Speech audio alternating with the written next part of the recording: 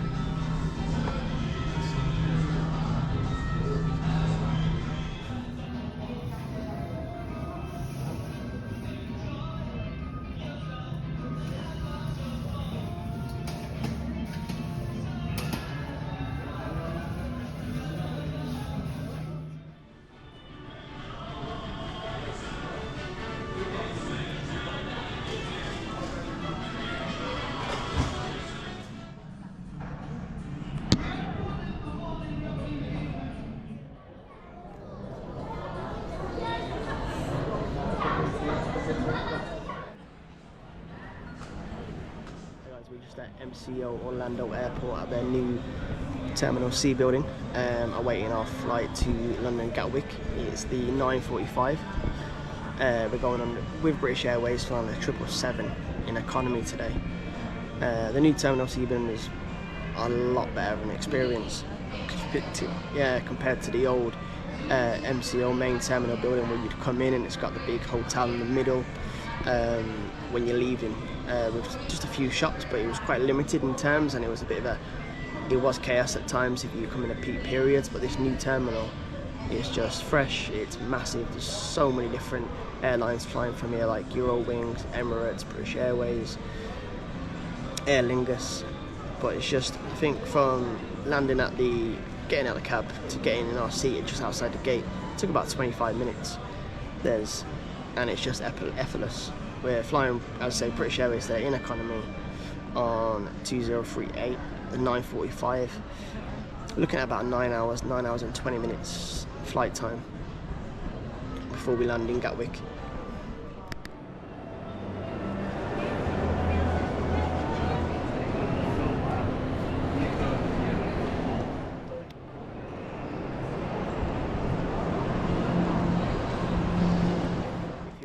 Spine, if you're into just having a good mooch around the concourse itself, the terminal building, there's great views of the runway, great views of all the other planes that are taxiing in.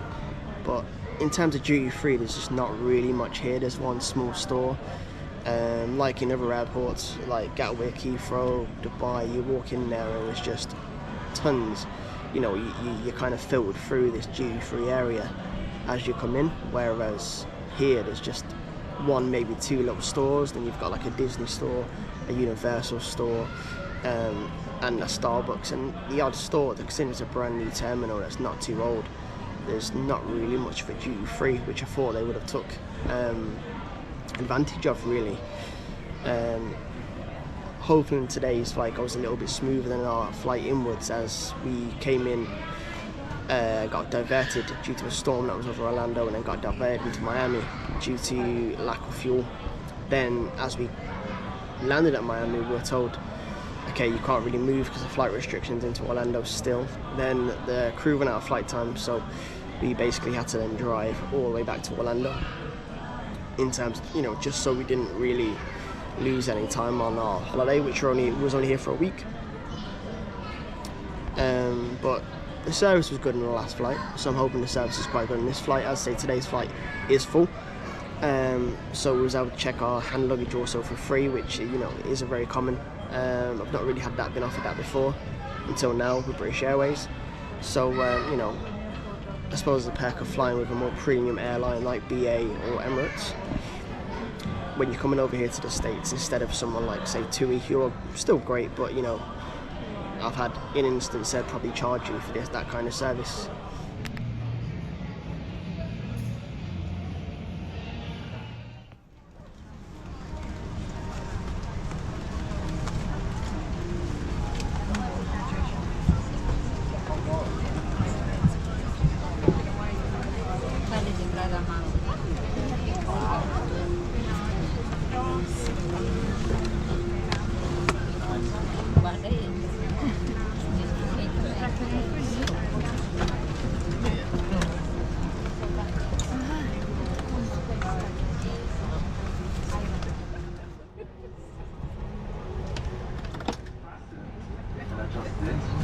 Like this, and walk in like this. For your comfort and safety, we recommend that you keep the seatbelt fastened and visible at all times. If the cabin doesn't quite fail.